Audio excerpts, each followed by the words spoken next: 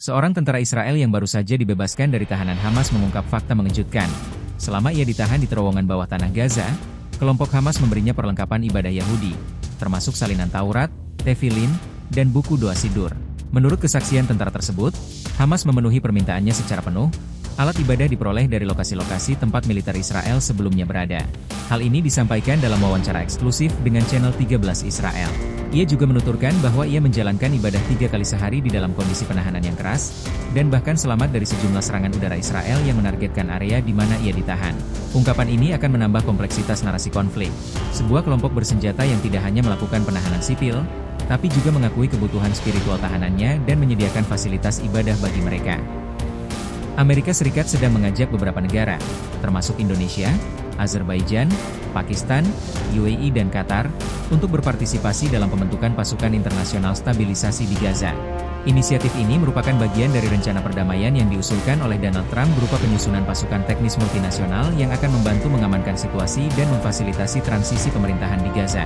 Meski pembicaraan telah berlangsung, belum ada komitmen resmi dari negara-negara yang diajak mengenai jumlah pasukan, mandat operasional atau wilayah penugasan secara jelas.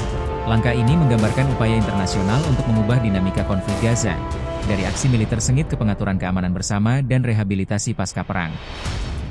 Warga Swedia mulai melakukan langkah antisipatif besar-besaran dengan menimbun makanan dan pasokan pertanian, sebuah kebijakan pertama sejak era Perang Dingin. Pemerintah mengumumkan bahwa langkah ini dilakukan karena meningkatnya kekhawatiran terhadap potensi konflik besar dengan Rusia. Dewan Pertanian Swedia menyatakan bahwa mereka akan membangun cadangan darurat biji-bijian dan bahan pokok lainnya agar setiap warga negara tetap memiliki akses pangan cukup dalam kondisi ekstrim, termasuk skenario perang. Anggaran sebesar sekitar 57 juta dolar Amerika sudah dialokasikan untuk program ini. Lokasi penyimpanan pertama akan didirikan di wilayah utara Swedia, yang dipilih karena kepentingan strategis militer dan tingkat swasembada gandum yang rendah. Targetnya adalah memastikan pasokan untuk memenuhi kebutuhan setara 3.000 kalori per orang per hari saat siaga tinggi. Langkah ini mencerminkan perubahan persepsi keamanan di Eropa Utara, di mana warga sipil dan pemerintah sama-sama bersiap menghadapi kemungkinan konflik yang sebelumnya dianggap tidak mungkin. Situasi ini juga memunculkan pertanyaan tentang dampak diplomatik dan ekonomi yang akan muncul dari kesiapsiagaan semacam ini. Lebih dari 1 dari 5 penduduk di kawasan Eurostat Uni Eropa mengalami risiko kemiskinan atau terjadinya eksklusi sosial pada tahun 2024. Beberapa wilayah di Eropa melaporkan angka makin naik di atas rata-rata. Wilayah Guyana Prancis mencatat angka hingga 59,5%, Calabria di Italia Selatan 48,8%, dan Melilla di Spanyol berada di lebih dari 40%. Sebanyak 25 wilayah di Uni Eropa memiliki setidaknya sepertiga penduduknya dalam kategori berisiko kemiskinan atau eksklusi sosial, kondisi yang menunjukkan bahwa krisis ekonomi dan sosial merembet ke seluruh Eropa. Banyak analisis menyebut bahwa ini bukan sekadar fluktuasi ekonomi, melainkan tanda bahwa Eropa mulai kehilangan posisi sebagai pusat peradaban dunia yang makmur dan stabil, peran yang selama ini melekat secara historis. Kenyataan ini menimbulkan pertanyaan serius. Apakah infrastruktur sosial ekonomi Eropa masih memadai menghadapi tantangan abad ke-21? Atau apakah sebuah pergeseran besar sedang terjadi di peta kekuatan global? Di seluruh 50 negara bagian AS, massa besar-besaran menjalankan aksi protes menentang Donald Trump dalam gerakan bertajuk No Kings.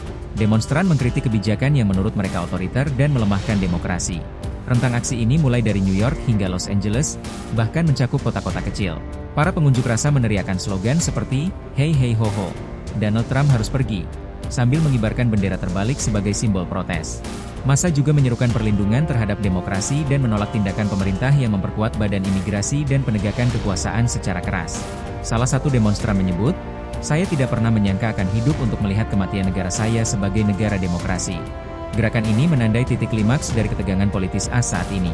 Dengan slogan, No Kings, publik menegaskan bahwa tidak ada tempat bagi pemerintahan yang mendekati monarki di republik ini. Ikuti terus kanal kami untuk update selanjutnya tentang respons politik, keamanan, dan bagaimana protes ini akan memengaruhi lanskap pemilu AS. Sejak gencatan senjata di jalur Gaza diberlakukan, Program Pangan Dunia, WFP, melaporkan bahwa rata-rata 560 ton bahan pangan dikirim setiap hari ke wilayah tersebut. Meski demikian, jumlah ini masih jauh di bawah kebutuhan yang dibutuhkan untuk mencegah krisis pangan yang meluas bagi jutaan warga Palestina yang terdampak perang. WFP menyebut bahwa gencatan senjata telah membuka pintu bagi masuknya bantuan. Namun blokade dan hambatan logistik masih sangat membatasi distribusi ke area terdalam Gaza. Dengan kondisi ini, kebutuhan akan akses yang lebih besar dan jaminan keamanan distribusi menjadi kunci agar krisis pangan tak berubah menjadi tragedi kemanusiaan yang lebih besar.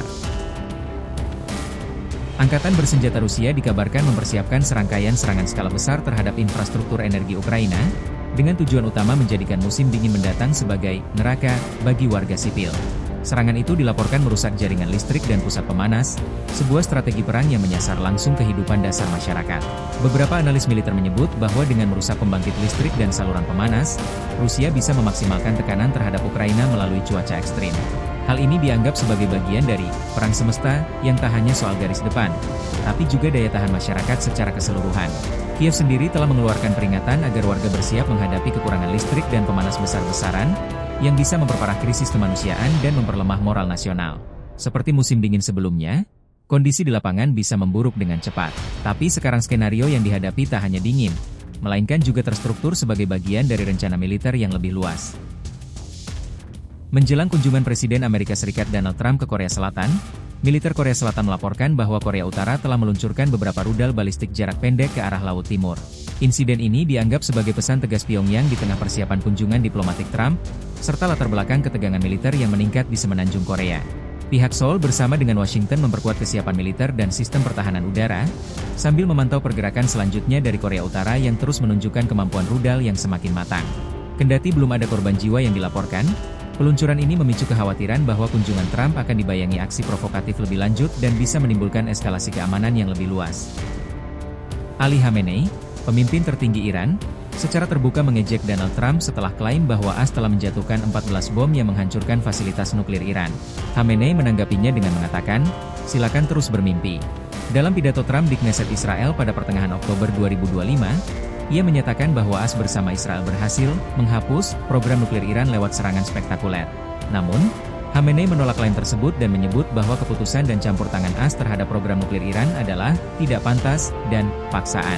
Ia juga menegaskan bahwa Iran tidak kehilangan kapasitas nuklirnya dan bahwa AS tak berhak menentukan nasib program itu. Ketegangan ini menambah daftar panjang konflik diplomatik antara Washington dan Tehran. Saat klaim militer bersaing dengan pernyataan saling ejek, pertanyaan besar muncul. Sejauh mana klaim tersebut benar, dan bagaimana hal ini akan memengaruhi stabilitas regional di Timur Tengah? Simak terus kanal kami untuk update dan analisis lebih lanjut mengenai dampak geopolitis dari perseteruan ini, termasuk respons Iran, posisi AS, dan potensi eskalasi yang bisa muncul. Di perbatasan Myanmar-Thailand, kompleks yang dikenal sebagai Kakak Park telah menjadi pusat aktivitas kejahatan siber global.